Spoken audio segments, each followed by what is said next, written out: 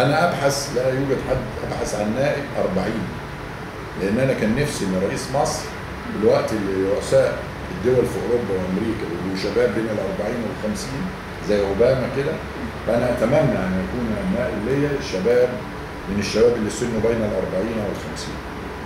في سؤال تاني جاي، ان ليه حضرتك ودكتور محمد سليم العوام ما تتعاونوش بحيث ان يبقى في رئيس ونائب، ويعني هو السؤال ده بقى لا تكملة السؤال غريبة يعني، وتخلوا يعني لو اختلفتوا عن مين يبقى الرئيس ومين يبقى النائب فتجيبوا الشيخ القرضاوي يحكم لا لا لا، انا لست مع ادخال اي عناصر في هذه المسألة، لكن مبدأ التعاون انا قلت وقلت عليك قبل كده ان ما فيش مش مرفوض سواء مع الدكتور العوض او غير العوض، التعاون كويس ومفيد للجميع. هل حضرتك ممكن تختار نائب لك من الأقباط؟ جدا، نائب او اكثر او نساء او اي حاجه، بس ده ما كان لا يكون كما قلت من قبل من اجل عمل شو اعلامي، يكون هذا مرتبط بالكفاءه. يعني انا حينما يوجد مسيحي كفء لان يكون نائبا لا يوجد مانع من اختيار، او امراه كفء لا يوجد مانع من اختيار، حتى لو النواب كلهم يطلعوا مسيحيين لانهم اكفأ من غيرهم مفيش مشكله، يطلعوا كلهم مسلمين. يعني فات الوقت وانتهى الوقت الذي نستخدم فيه قضيه المسلم والمسيحي لعمل شو اعلامي، لعمل بتاع احنا في وطن ليه مصلحه، فاكتر واحد يحقق مصلحته جرجس يبقى جرجس، محمد يبقى محمد. في سؤال من اخواني هو حدد اسمه كمان، بيقول لحضرتك اسمه ايه بقى؟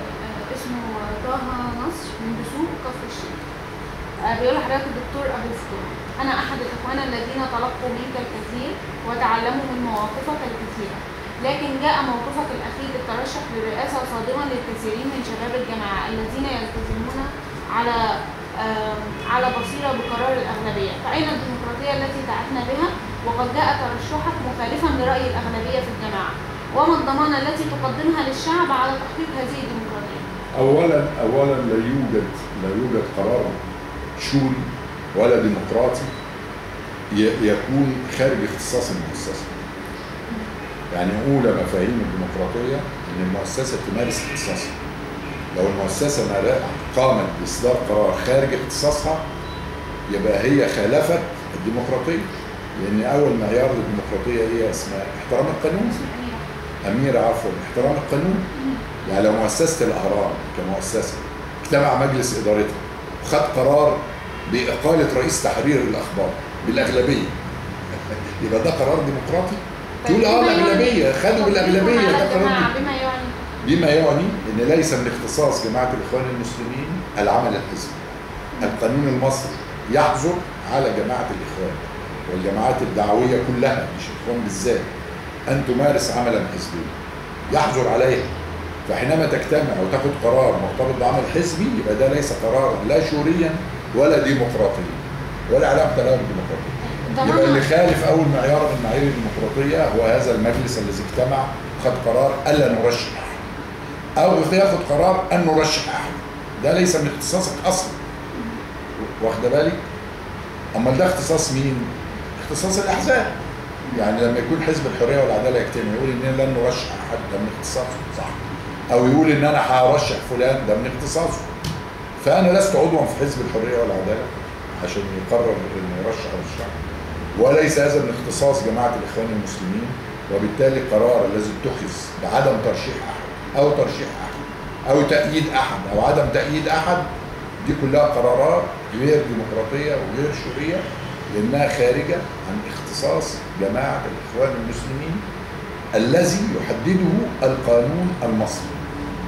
الضمانة التي تقدمها للشعب لتحقيق هذه الديمقراطية؟